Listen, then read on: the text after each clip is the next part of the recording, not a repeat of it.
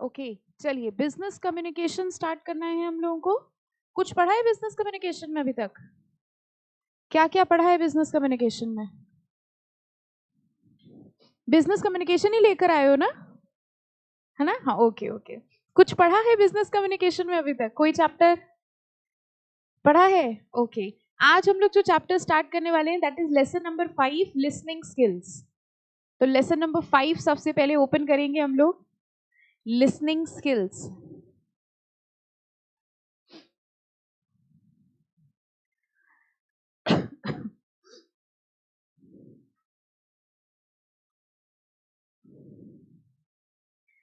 Okay देखिए, सबसे पहले तो हम लोग ये डिस्कस करेंगे लिसनिंग स्किल्स में what is the basic difference between hearing and listening. जैसे फॉर एग्जांपल जब आप क्लास में आते हैं और हम जो भी बोल रहे हैं आप इसे हियरिंग कर रहे हैं कि लिसन कर रहे हैं? लिसन कर रहे हैं, अच्छा ठीक है। जब मम्मी घर पे डांटती हैं तब आप हियर करते हैं कि लिसन करते हैं? हियर करते हैं। इसका मतलब कहीं ना कहीं आपको डिफरेंस पता है हियरिंग में और लिसनिंग में, है ना? ये जो दो डिफरेंस आपने बताए हैं। थर्डली, आपके बेस्ट फ्रेंड का फोन आया, ठीक है, और वो अपनी पूरी स्टोरी सुना रहा है, दुख भरी कहानी सुना रहा है, उस टाइम आप लिसन करते हैं कि हियरिंग करते हैं? फ्रेंड है बेटा, लिसन करना ही पड़ेगा, मजबूरी है, तभी तो वो आपका लिसन करेगा, है ना? ओके, तो तीन चीजें हमने आपसे पूछी और तीनों में आपने हमको जो आंसर दिया उससे ये साफ साफ समझ में आ गया कि you all understand the difference between hearing and listening. See, hearing सिर्फ और सिर्फ एक फिजिकल फिनोमिना है। We have ears, that is why we hear. ठीक है, हमारे पास कान है इसलिए हम सुनते हैं। कोई भी ऐसी वांटेड अनवांटेड चीज या अनवांटेड साउंड नॉइज जो हमारे कानों तक पहुंचती है और हमारे ब्रेन को सिग्नल देती है, that is what is hearing. लेकिन जब हम सुनने के साथ साथ समझते भी हैं, that is what is known as listening. तो बाय डिफॉल्ट आपने तीनों आंसर्स बिल्कुल सही दिए जब आप क्लास में आए हैं। वो बात अलग है, क्लास में आप हमारे सामने कह रहे हैं कि आप लिसनिंग करते हैं, ऐसा जरूरी नहीं है, है ना? कुछ बच्चे सिर्फ हियरिंग करते हैं। तो हम लोग कहते हैं ना, फिजिकली प्रेजेंट है मेंटली एब्सेंट है, स्कूल में भी ऐसा होता था। सो जब आप ध्यान से सुन रहे हैं, समझ रहे हैं, दैट इज लिसनिंग। जब मम्मी डांट रही है तो ऑब्वियसली इट इज हियरिंग, बस कोई आवाज जा रही है कान में, क्या कह रहे हैं उससे मतलब नहीं है। लेकिन जब आपके फ्रेंड्स आपसे कोई बात करते हैं या जब आप कोई सीरीज वॉच करते हैं तो आप सुन भी रहे हैं, समझ भी रहे हैं, फील भी कर रहे हैं, ठीक है? That is an advanced form of listening. So two things are over here very important, difference between hearing and listening. Effective communication के लिए क्या जरूरी है, लिसनिंग की हियरिंग? क्या जरूरी है? लिसनिंग। ओके, हियरिंग तो चाहते ना चाहते हुए वो आवाज आप तक पहुंची जाएगी, बट व्हाट इज इंपॉर्टेंट, जब तक आप सुन के उस बात को समझेंगे नहीं तब तक आप उसका प्रॉपर फीडबैक नहीं दे पाएंगे, ठीक है? So when we talk about effective communication we always talk about listening, ठीक है? तो देखो, दो डिफरेंसेस हैं यहाँ पर। सबसे पहले इंट्रोडक्शन दिया है, according to Oxford living dictionary, to listen simply means giving attention to sound or action। किसी भी आवाज को अगर हम ध्यान दे के सुन रहे हैं, that is what is known as listen। In fact, effective listening is the process of analyzing sound in a language, organizing them into recognizable pattern, interpreting the pattern and understanding the message। उस आवाज को सुनना, interpret करना, उस message को समझना और उसका फीडबैक तैयार करना, ये सारी की सारी चीजें मिला करके क्या वर्ड बनाते हैं? Listening. Okay, listening is, underline करो, ये लाइन इंपॉर्टेंट है, listening is the receiving part of communication. जब हम लिसनिंग कर रहे हैं हम कुछ सेंड कर रहे हैं कि रिसीव कर रहे हैं? रिसीव कर रहे हैं, okay. And listening is all about receiving information through both our ears and eyes. It is an active integrated communication skill। अच्छा बताओ, hearing एक्टिव है कि पैसिव है? मतलब एक्टिव एक्शन है कि पैसिव एक्शन है? पैसिव। और लिसनिंग एक्टिव। पैसिव मीन्स हम बहुत ज्यादा एफर्ट नहीं डाल रहे, ऑटोमेटिकली वो चीज हमारे कानों तक जा रही है। But when we talk about listening हमें एफर्ट डालना पड़ता है to understand what the speaker is saying. Okay, next to next paragraph में आइए, यहाँ पर डिफरेंसेस भी बताए गए हैं। नेक्स्ट पैराग्राफ में मार्क करिए, listening is not to be confused with hearing. कह रहे हैं लिसनिंग को हियरिंग से कंफ्यूज नहीं करना है. Hearing is a physiological process. Mark कर लो, हियरिंग इज फिजियोलॉजिकल प्रोसेस है which involves receiving the sound waves by the eardrum and transferring them into brain. ये एक फिजियोलॉजिकल प्रोसेस है. कह रहे सब आवाज आई और हमारे ईयर ड्रम्स तक पहुंची और ईयर ड्रम्स ने उस आवाज को हमारे ब्रेन तक पहुंचा दिया. ये एक नॉर्मल फिनोमेना है जो सबके साथ होगा, इसलिए इस प्रोसेस में हमने कुछ एक्स्ट्रा एफर्ट नहीं डाला और इसी को हम लोग क्या कहेंगे, हियरिंग. आगे लिखा है it is an involuntary act that happens automatically. Involuntary हमारी मर्जी से हो रहा है या बिना मर्जी से. कई बार ऐसा होता है, बहुत सारी ऐसी आवाजें हैं जो हम नहीं भी सुनना चाहते हैं तब भी आ रही हैं. आपका एग्जाम है लेकिन आपके मोहल्ले में एक लाउड स्पीकर चल रहा है. अब आप क्या सुनना चाहते हैं वो आवाज? नो, बट फिर भी वो आवाज आपके कानों तक जा रही है. वहां पर वो लिसनिंग है कि हियरिंग है? हियरिंग. अच्छा बताइए, आपके फॉर एग्जाम्पल आपके नेबर में लड़ाई हो रही है, ठीक है, वो आवाज भी आपके कानों तक जा रही है. अब बताओ लिसन करते हो कि हियर करते हो? सच बताना. लिसन करते हैं. देखो बिल्कुल सही बात. बहुत सारा कान लगा दिया, पूरा दिमाग लगा दिया, बात क्या हुई, है ना. तो जब कोई लाउड स्पीकर चल रहा होता है तब तो हम हियरिंग करते हैं, लेकिन लड़ाई चल रही हो, हमारे काम की बात कोई हो रही हो, तब हम पूरा कॉन्सेंट्रेट करके लिसन करते हैं कि बात क्या हुई. बात, concentration is important. So it is an involuntary act that happens automatically. Hearing refers to sound that enter your ears. It is physical process that happens automatically. Listening, however, requires, mark kar lo, listening, however, requires more than that. Listening उससे एक step ज़्यादा है. It requires focus and concentrated effort, both mental and sometimes physical as well. तो listening में physical भी effort चाहिए, mental effort भी चाहिए, जबकि hearing में सिर्फ और सिर्फ physical. Okay? Listening is more than hearing. It involves process of interpretation and inference. कह रहे हैं हम interpret भी कर रहे हैं, inference भी निकाल रहे हैं. Inference means हम उसका meaning analyze कर रहे हैं. हमने कुछ बोला, आपने उसको सुना, फिर उसको अंडरस्टैंड किया, फिर उसका मीनिंग ड्रॉ किया. इसका मतलब आपका प्रोसेस हियरिंग नहीं है, आपका प्रोसेस क्या है, लिसनिंग. ओके, नेक्स्ट देखिए लिखा है it is a voluntary activity and hence it is deliberate. Hence listening means paying attention not only to the story but how it is told, use of language, voice, and how the other person uses his or her body. In other words, it means being aware of both verbal and non-verbal message. Now, दो तरीके की communication होते हैं, ये आपने बचपन में भी पढ़ा होगा, verbal and non-verbal. Verbal में क्या क्या होता था बताइए? Verbal में क्या क्या होता था? कौन से forms of communication में verbal में क्या क्या आता था बताइए? Oral, okay, and written. Verbal में आता है oral and written. Non verbal में क्या आता है? Actions, gestures, facial expression, body language, ये सब चीजें क्या होती हैं, नॉन वर्बल. जब हम लिसनिंग करते हैं, लिसनिंग में verbal and non verbal both are involve. क्यों? क्योंकि हमारी बॉडी लैंग्वेज क्या है, जब आप ध्यान से किसी को सुन रहे हो तो आपकी बॉडी लैंग्वेज भी इन्वॉल्व होगी, आपका फेशियल एक्सप्रेशन भी चेंज होगा, आप कॉन्सेंट्रेट कर रहे होंगे. तो लिसनिंग में वर्बल भी जाएगा और नॉन वर्बल भी. Okay, your ability to listen effectively depends on the degree to which you perceive and understand the message. Next to next paragraph की लाइन में मार्क करिए, listening is not a passive process. मिला? Listening is not a passive process. Listening is not a passive process का मतलब क्या हुआ, कैसा process हुआ, एक्टिव. ठीक है, तो लिख लो वहां पे, listening is not a passive process, listening is a active process. Okay, hearing passive है लेकिन लिसनिंग एक्टिव है. In fact listener can and should be at least as engaged in the process as a speaker. जितना मेहनत speaker को लग रही है उतनी ही मेहनत लिसनर को भी लगेगी. Okay, the phrase active listening is used to describe this process of being fully involve.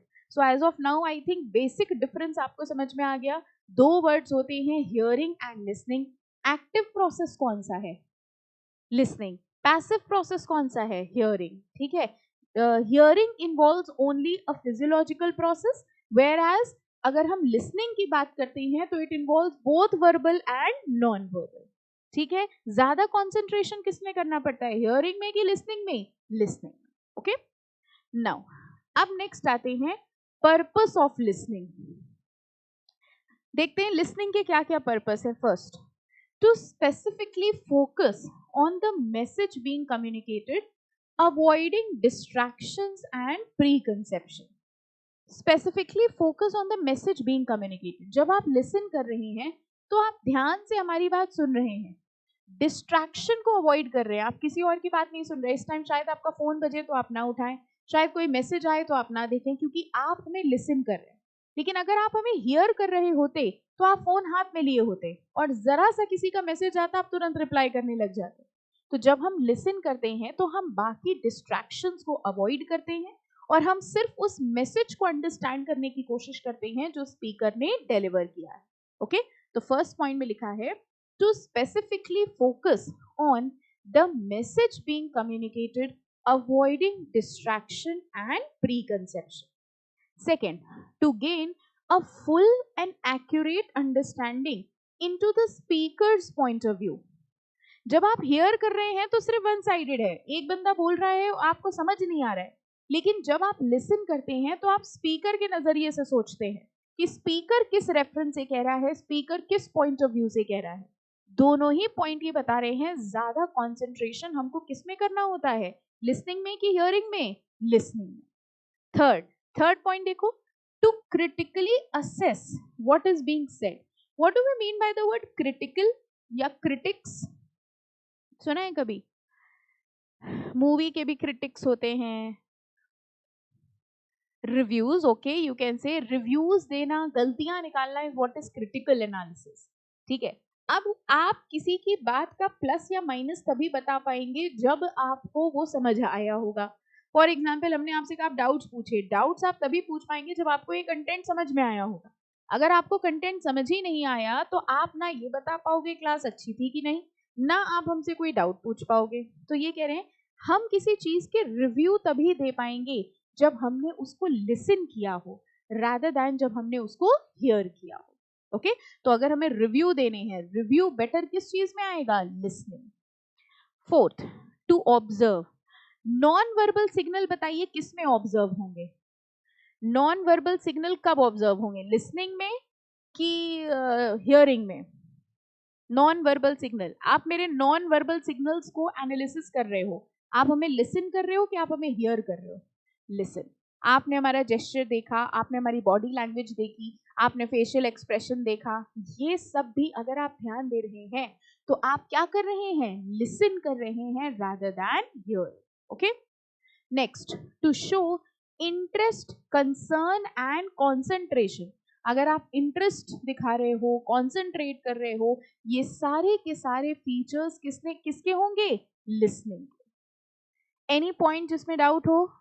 Next point अपने आप पढ़ के देखो. To encourage the speaker to communicate fully, openly and honestly. Speaker को इंकरेजमेंट किसमें मिलती होगी, हियरिंग में कि लिसनिंग में?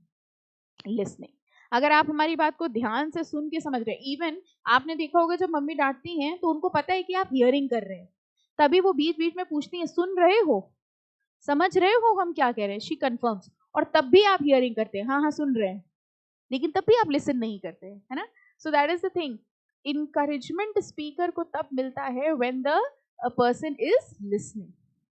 To develop selflessness approach, putting the speaker first. Speaker को हम प्रेफरेंस दे रहे हैं जब हम स्पीकर को सुन रहे हैं. जब हम स्पीकर को सुन रहे हैं, समझ रहे हैं, इसका मतलब हम क्या कर रहे हैं? Listening. And the last, to arrive at shared and agreed understanding and acceptance of both sided view. दोनों की बात सुनना, दोनों की बात अंडरस्टैंड करना, all this is possible obviously when we are listening. अब जल्दी से बताओ इन सारे पॉइंट्स में से कौन सा पॉइंट नहीं समझ में आया? फटाफट से एक बार रीड कर लो. If you have not understood any point, I'll repeat it.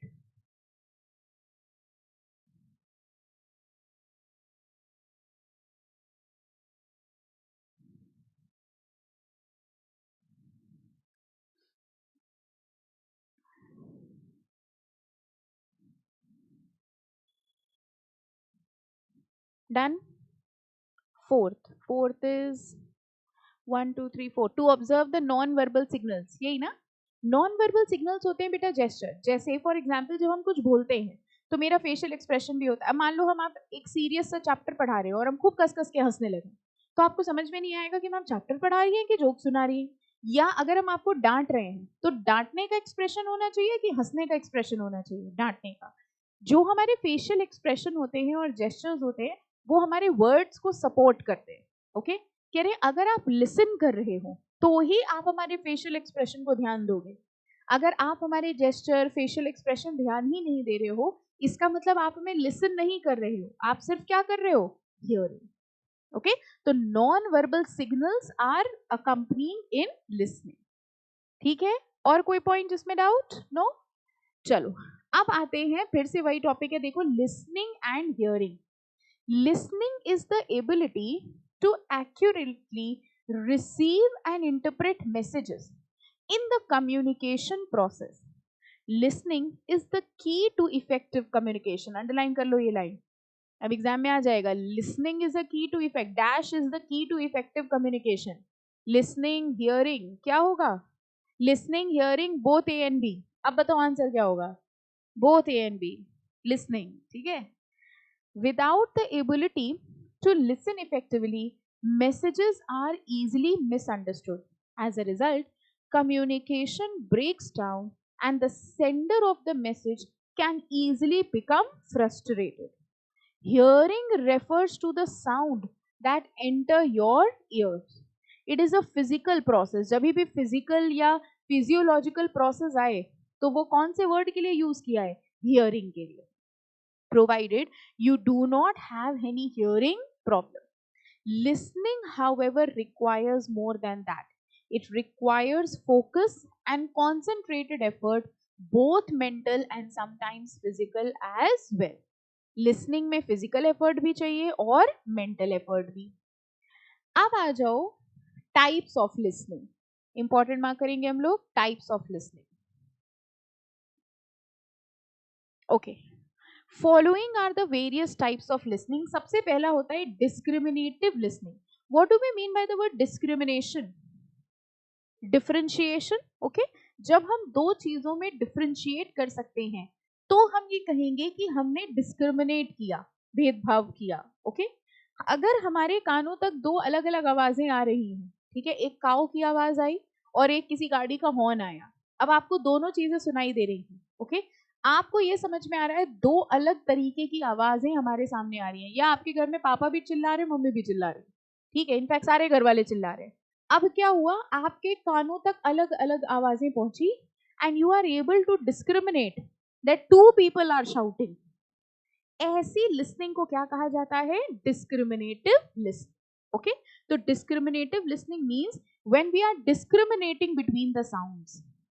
Discriminative listening is the most basic type of listening whereby difference between different sound is identified.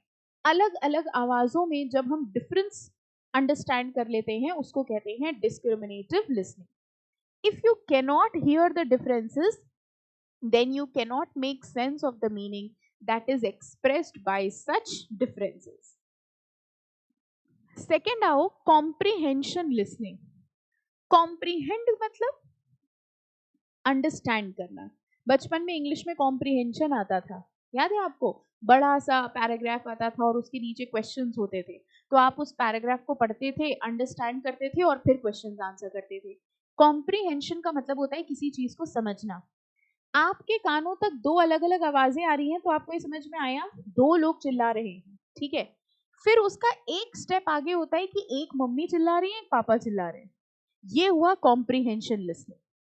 यानी फर्स्ट स्टेप जब आपने ये आइडेंटिफाई किया two people are shouting, this is discriminative listening. क्यों?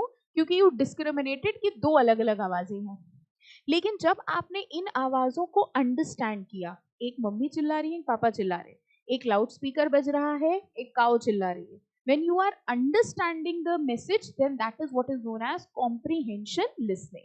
ठीक है, या आपने ये समझा क्या चिल्ला रहे हैं, एक बार क्या चिल्ला रहे हैं, मम्मी चिल्ला रही है खाना खा लो, पापा चिल्ला रहे हैं पढ़ाई कर लो, दिस इज कॉम्प्रिहेंसिव लिसनिंग। और जब आपने कहा दो लोग चिल्ला रहे हैं, दो अलग अलग आवाजें आ रही हैं, ये कौन सी लिसनिंग हो गई, डिस्क्रिमिनेटिव। ओके, तो डिस्क्रिमिनेटिव लिसनिंग से एक स्टेप अहेड होती है comprehension listening. The next step beyond discriminating between different sound and size is to make sense of them. To comprehend the meaning requires first having a lexicon of words at our fingertips, and also all rules of grammar and syntax by which we can understand what others are saying. The same is true, of course, for visual components of communication. इसी में ही last line important mark करो, comprehension listening is also known as, last line important mark कर लेंगे, comprehension listening को हम लोग content listening भी कहते हैं, इंफॉर्मेटिव लिसनिंग भी कहते हैं, और फुल लिसनिंग भी कहते हैं। ये तीन नाम हो गए इसके, content listening, informative listening and full listening. देखो सबसे पहला हम लोगों ने कौन सा पढ़ा था, डिस्क्रिमिनेटिव लिसनिंग, दूसरा है कॉम्प्रिहेंशन लिसनिंग। कॉम्प्रिहेंशन लिसनिंग के तीन नाम हैं, ठीक है। अब जब आप पढ़ रहे हैं तो आपको ये ध्यान रखना पड़ेगा कि आप एमसीक्यू के पॉइंट ऑफ व्यू से पढ़ रहे हैं, okay, you don't have to write full answers. इसीलिए अगर आप देखो तो वर्ड बाय वर्ड, एक एक लाइन, एक एक वर्ड पढ़ने की एज सच रिक्वायरमेंट नहीं है, क्योंकि आपको बड़े बड़े आंसर्स नहीं लिखने हैं। आपको ये देखना है कौन सी लाइन से एमसीक्यू निकल सकता है, ओके। अब ये साफ साफ दिख रहा है, comprehensive listening is also known as, ठीक है। First point content listening, informative listening, full listening, all of these, all of these. अब आपको समझ में आया, हाँ मैम ने कल बताया था, जिसमें भी D option all of these होगा उसका आंसर ऑल ऑफ दीज होगा, ठीक है। तो दो तरीके की लिसनिंग करनी अभी तक हम लोगों ने। सबसे पहली लिसनिंग कौन सी थी, डिस्क्रिमिनेटिव लिसनिंग, और दूसरी कौन सी लिसनिंग थी, कॉम्प्रिहेंशन लिसनिंग। सिर्फ आवाजों के बीच में डिफरेंसेस होना, ये कौन सी लिसनिंग है, डिस्क्रिमिनेटिव, और उसके कंटेंट को अंडरस्टैंड करना, कॉम्प्रिहेंसिव लिसनिंग। कॉम्प्रिहेंशन लिसनिंग को तीन तरीके से और जानते हैं, कौन कौन से, content listening, informative and full listening, ठीक है।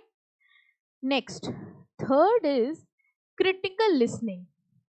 अब क्रिटिकल लिसनिंग समझिए, जैसे हमने आपको बताया क्रिटिक्स, क्रिटिक्स मींस रिव्यू। जैसे फॉर एग्जांपल आपने देखा होगा जितने रियलिटी शो होते हैं, मान लो इंडियन आइडल है, ठीक है।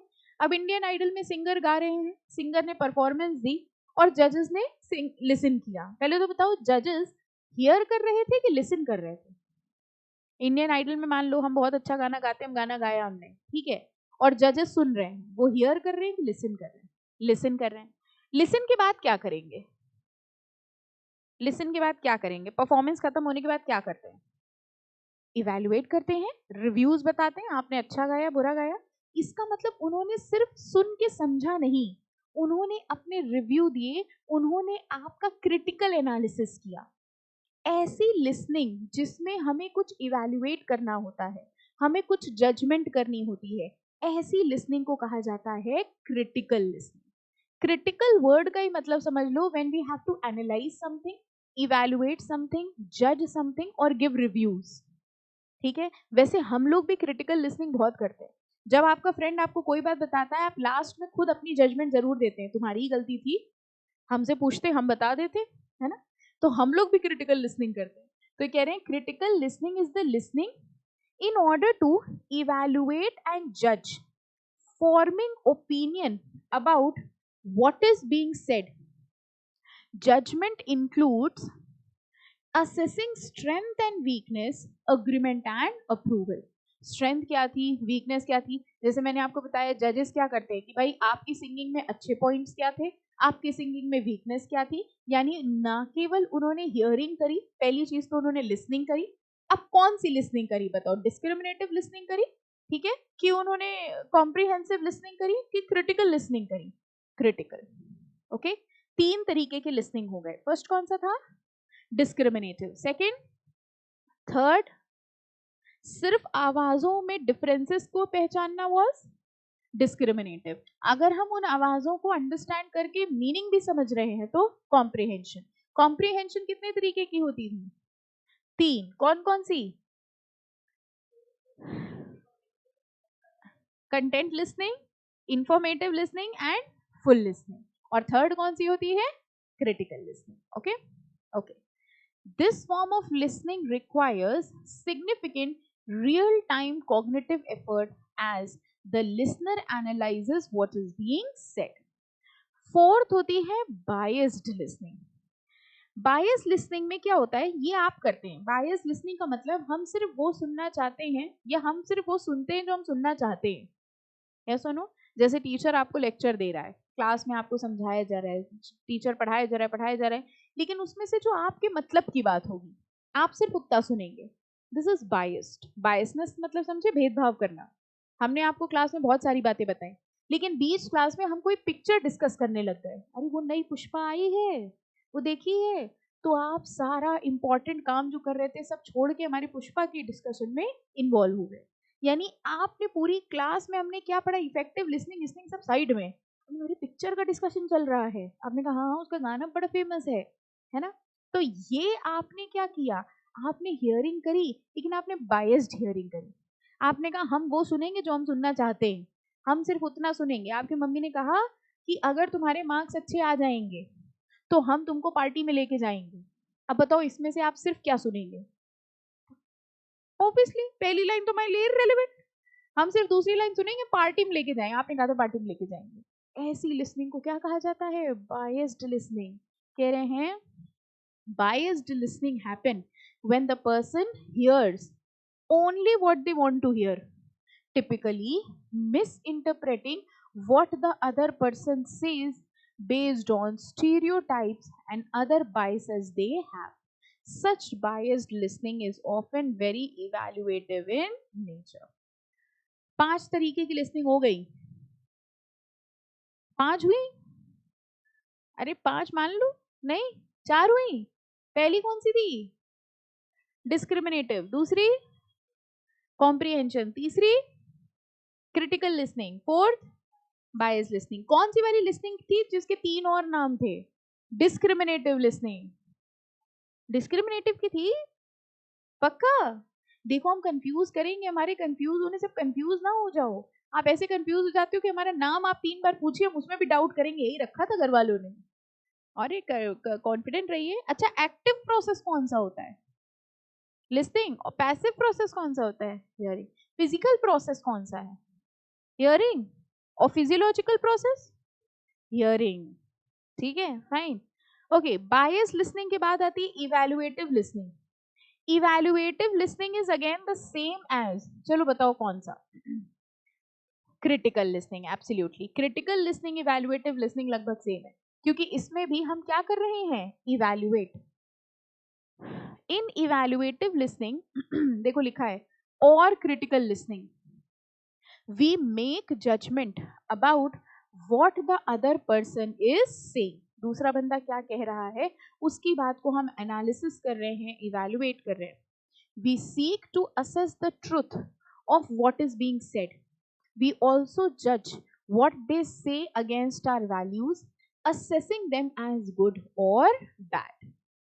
Evaluative listening में important line mark कर लो, लास्ट वाली। Evaluative listening is also called critical, judgmental or interpretive listening.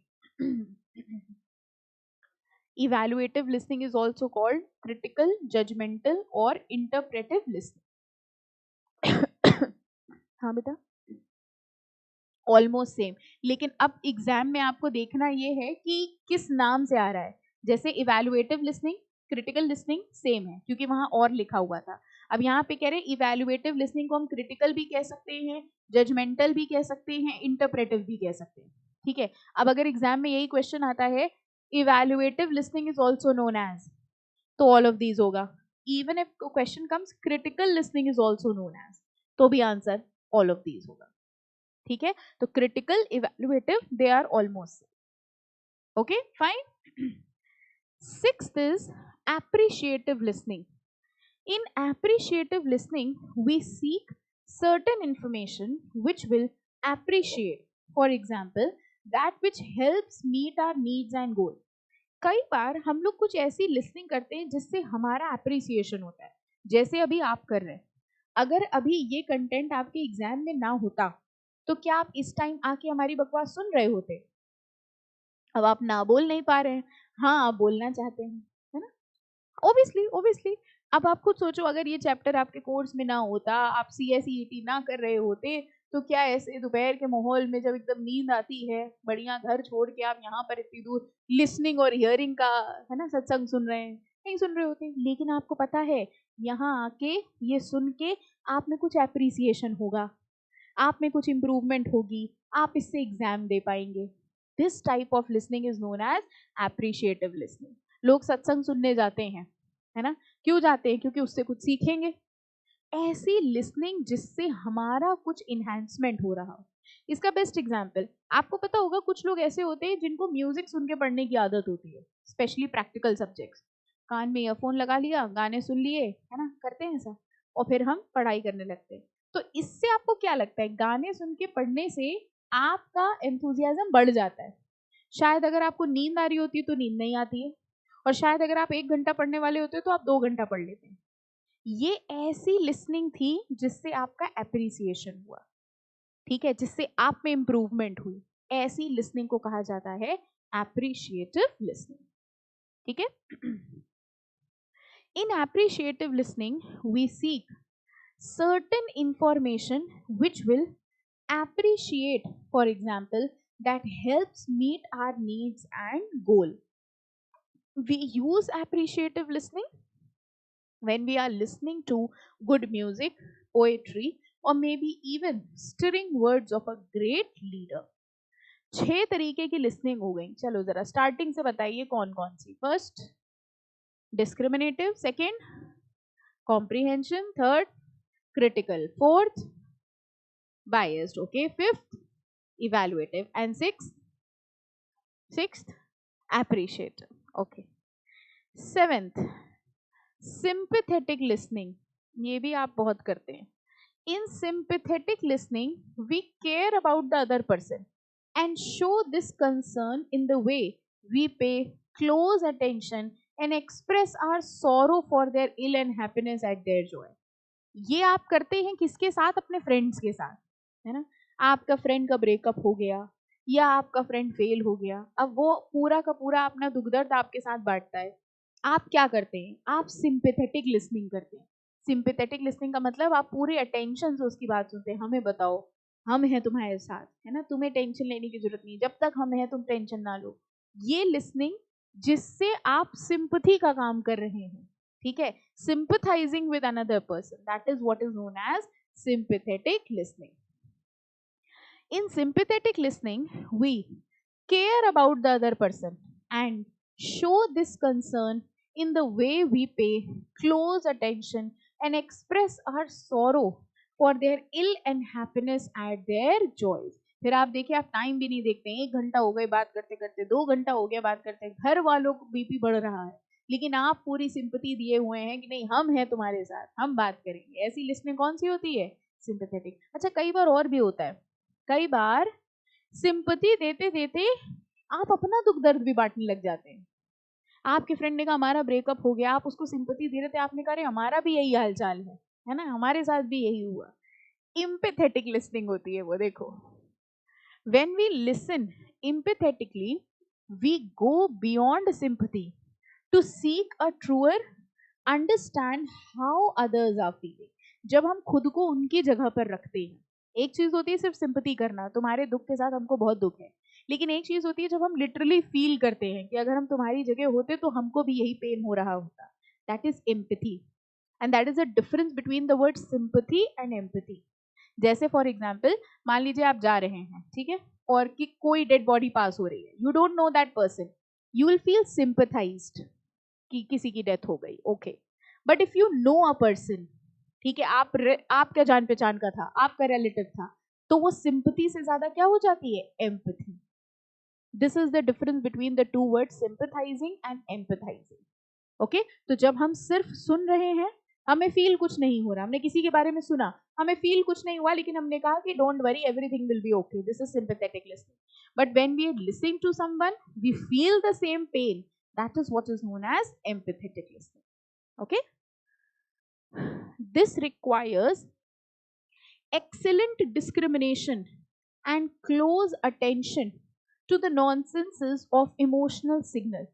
When we are being truly empathetic, we actually feel what they are feeling. Okay, so I think sympathetic, empathetic clear हो गया. 8 हो गई listening. Chapter कौन सा पढ़ रहे हैं हम लोग? Listening and listening skills. हाँ, हमको तो लगा चैप्टर का नाम ही हो गया लिसनिंग एंड हियरिंग. सब्जेक्ट कौन सा पढ़ रहे हैं हम लोग? Business communication. बिजनेस कम्युनिकेशन कौन सा पेपर है? मतलब पेपर 1, 2, 3, 4, 9, 10. कितने पेपर हैं CA-CET में? देखा, हमने ऐसा क्वेश्चन पूछा जो आपको नहीं आता था. कितने सब्जेक्ट है CA-CET में? 4 है कंफर्म? डाउट है ना? गलत बोल रहे हैं. 5 है. अच्छा, 4 है. कौन कौन से? बिजनेस कम्युनिकेशन और legal aptitude and logical reasoning और economics and environment and current affairs. ठीक है, चलो ये कंफर्म हो गया. उसमें से पेपर 1 कौन सा है? Business communication. ठीक है, कितने नंबर का पेपर आता है एग्जाम में? ये देखो, ये देखो, अब आएगा मैम तब हम लोग बताएंगे आपको, है ना. कितने? एक क्वेश्चन 2 मार्क्स होता है कंफर्म. टोटल एग्जाम कितने मार्क्स का होता है? कितने नंबर लाने होते हैं? 200 का होता है. ठीक है, और कितने लाने होते हैं? 100 मिनिमम लाने होते हैं. ये डाउट है इसमें? कंफर्म है? 180 पासिंग होती है. अरे अभी इसी वक्त से 2 सेकंड पहले. हाँ हाँ, अरे नहीं, 200 में से 180 पासिंग है. 180 नंबर कम से कम लाने हैं पास होने के लिए. और क्या. हाँ भाई, शिक्षा के बच्चों के लिए 180 पासिंग होती है. हम लोग के लिए अलग लॉ पास हुआ है. उन्होंने कहा 200 में से 100 नहीं लाने, 180 लाने कम से कम. 180 देखो मिनिमम है. अब आप 200 लाना चाहो, हमें कोई दिक्कत नहीं. I will be having no problem. You bring 200, I will be very happy. So 180 is minimum. तो अगर आप कम से कम 180 ले आएंगे तो कहीं ना कहीं ऐसे वो स्टेट और सिटी टॉप कर जाएंगे. और वो फोटो जो 12th में नहीं आ पाई आपके पेपर में, अब आ जाएगी. हाँ, तो आज से ये मत सोचो 100 पासिंग है. कितनी पासिंग है? हाँ, गनीमत रखो हमने 20 कम कर दी, वरना हर बार हमारी 200 पासिंग होती है. और हर क्वेश्चन 2 नंबर का जरूरी नहीं है. कुछ क्वेश्चन 1 नंबर के होते हैं, कुछ क्वेश्चन 2 नंबर के होते हैं. 50-50 मार्क्स का डिवीजन होता है. ठीक है, उसके अंदर नंबर ऑफ क्वेश्चंस 35 होते हैं, डिपेंडिंग अपॉन कोई क्वेश्चन 1 मार्क का होगा, कोई क्वेश्चन 2 मार्क्स के होंगे. तो that is a mixed bag. ठीक है, कैसे होता है एग्जाम ये पता है. और आपको पता है CA-CET का सबसे टफ पार्ट क्या है? हमको तो सबसे टफ पार्ट यही था. पढ़ाई वढ़ाई तो सब ठीक है, एग्जाम करंट अफेयर भी ठीक है, हो ही जाती है. वैसे करंट अफेयर के लिए क्या कर रहे हैं आप लोग? करते हैं न्यूज़पेपर रीडिंग? पक्का? सिर्फ एंटरटेनमेंट कॉलम तो नहीं पढ़ते? अच्छा, मेरे हिसाब से the toughest part of CA-CET exam is to appear for the exam. क्योंकि अगर आपने सुना हो कुछ पास्ट एक्सपीरियंसेस से, तो आपका एग्जाम चलना बहुत बड़ी बात होती है. एक्चुअली व्हाट हैपेंस इज, डरा बिल्कुल नहीं रहे हम, कभी नहीं डराते. ठीक है, होता क्या है, इनका सॉफ्टवेयर होता है ICSI का, आपको पता होगा, ये घर बैठे एग्जाम देना होता है. ठीक है, लैपटॉप पे. नाउ व्हाट हैपेंस इज कि 2-3 दिन पहले ये अपना एक सॉफ्टवेयर लॉन्च करते हैं और ये आपको बताएंगे कि आपके लैपटॉप पे ये स्पेसिफिकेशंस होनी चाहिए, तभी एग्जाम आपके में खुलेगा. ठीक है, विंडोज होने चाहिए, वेबकैम होना चाहिए, मतलब बहुत सारी स्पेसिफिकेशन होती है. फिर आपको अपने लैपटॉप पे एक ब्राउजर डाउनलोड करना पड़ता है, उस पे इनका एग्जाम चलता है. ठीक है, अब होता क्या है, चल जाए इसके लिए ये पहले 2-3 मॉक टेस्ट कराते हैं, प्रैक्टिस टेस्ट. फॉर एग्जाम्पल अगर 10 को आपका पेपर है, तो जैसे 7, 8, 9 3 दिन इन्होंने या 2 दिन इन्होंने मॉक पेपर कराया प्रैक्टिस, कि पहले आप ये सॉफ्टवेयर इंस्टॉल करके देखो चल रहा है एग्जाम कि नहीं चल रहा है. अब इसमें भी ट्विस्ट ये होता है कि कुछ बच्चों का वो प्रैक्टिस मॉक पेपर चल जाता है, मेन एग्जाम नहीं चलता. CA-CET की सबसे बड़ी प्रॉब्लम ये है. तो आज से पढ़ाई के साथ साथ जिस भी भगवान पे आप विश्वास करते हो, उनकी पूजा भी शुरू कर दीजिए, क्योंकि कई बच्चों का अटेम्प्ट सिर्फ इसलिए छूट जाता है कि उनका एग्जाम नहीं चला. तो व्हाट हैपेंस इज, हाँ, तो पढ़ाई वढ़ाई तो सब साइड हो गई, जब खुला ही नहीं पेपर, उसमें एक चीज ये भी we'll keep on telling you obviously, जैसे जैसे नोटिफिकेशन आएगा, अभी तो टाइम है मई में, ओके, कि एंटीवायरस वगैरह कुछ नहीं होना चाहिए आपके सिस्टम पे। अगर एंटीवायरस कुछ है तो अनइंस्टॉल करना पड़ता है, अदरवाइज आपका पेपर चलता ही नहीं है, खुलता ही नहीं है। तो कई बार बच्चों के साथ क्या होता है कि मॉक पेपर चल गया उनका, ठीक है, उसके बाद जिस दिन मेन एग्जाम था उस दिन उनका लॉगिन ही नहीं हुआ। या कई बच्चों के साथ ये होता है, पेपर चलते चलते अचानक आपने 20 क्वेश्चन 30 क्वेश्चन अटेम्प्ट करे, अब पेपर अपने आप बंद हो गया, स्क्रीन बंद हो गई। एंड वो प्रॉब्लमैटिक इसलिए because that is not in your hands, वो सॉफ्टवेयर की प्रॉब्लम है। अब इंस्टीट्यूट कई बार करता ये है कि अगले दिन एक और पेपर करा देता है कि जो जो बच्चे नहीं दे पाए, अगले दिन भी अगर आपका नहीं चला तो आपका अटेम्प्ट गया। ये आईसीएसआई के पार्ट में एक बहुत बेकार चीज है, बिकॉज इसमें स्टूडेंट की कोई गलती नहीं है, but still we can not do anything. ये नहीं पता था ना, देखो कितनी अच्छी बात बताई हमने। तो 1000 वाला ना, और क्या, यही तो बहुत सारे, अरे बहुत अच्छे अच्छे बच्चे होते हैं, इतनी अच्छी पढ़ाई चल रही है, सब अच्छी तैयारी चल रही है। अब अगर लैपटॉप पे सॉफ्टवेयर नहीं चला तो वो बच्चा क्या करेगा। प्लस रिमोट प्रोक्टर्ड होता है, रिमोट प्रोक्टर्ड का मतलब आपको अकेले बैठ के करना होता है। अगर उनको कोई और आवाजें सुनाई दी, मतलब कि आपने घर वालों को पीछे बिठा लिया, बच्चों बच्चों को कजन्स को बुला लिया, अगर उनको कोई और आवाजें सुनाई दी या एक से ज्यादा चेहरा स्क्रीन पे दिखाई दिया या आपकी मूवमेंट इधर उधर दिखाई दी, तो आपका एग्जाम कैंसिल हो जाता है। रिमोट प्रोक्टेड का मतलब समझते हो? रिमोट प्रोक्टेड का मतलब एक आर्टिफिशियल इंटेलिजेंस रोबोट है जो आपको ऑब्जर्व कर रहा है। अब एक student what she said was कि मैम हम तो अकेले बैठे थे, वो गली से सब्जी वाला निकल गया and he shouted and it recognize the voice, तो उससे वार्निंग जनरेट हुई, हु इज देयर। अब शी सेड मैम हम क्या करें बताइए। So this happens, so this is just a thing, हमने सोचा बता दें, डराने का कोई ऑब्जेक्टिव नहीं था, सिर्फ बता रहे थे देखो। तो इसलिए हम कह रहे हैं पढ़ाई के साथ साथ जिस भी ईश्वर को मानते हो उसकी पूजा भी करते रहो कि भैया हमारा सिस्टम चल जाए, ठीक है। कई बार बच्चों के साथ ये भी होता है, पूरा पेपर अटेम्प्ट कर लिया, करंट अफेयर्स का पोर्शन कर रहे हैं, आखिरी के 10 क्वेश्चन बचे, बंद हो गया सिस्टम, सॉफ्टवेयर अपने आप बंद, पेपर गया। लास्ट अटेम्प्ट में यही हुआ था एक बच्ची के साथ, उसका इकोनॉमिक्स का पोर्शन रह गया, मतलब शी अटेम्प्टेड ओनली 5 क्वेश्चन, बंद हो गया उसके बाद सिस्टम। और क्योंकि उसने पेपर अटेम्प्ट कर लिया था तो अगले दिन उसको मौका भी नहीं मिला री अटेम्प्ट करने का। So this can happen. So that is the thing, हमने इसीलिए आपको पहले से बता दिया। बहुत सारी सी है सीट, अभी तक यही लग रहा होगा ना टफ नहीं है, एमसीक्यू क्वेश्चन, नेगेटिव मार्किंग भी नहीं है, अक्को बक्को करके तो पास ही हो जाएंगे, करना ही क्या है।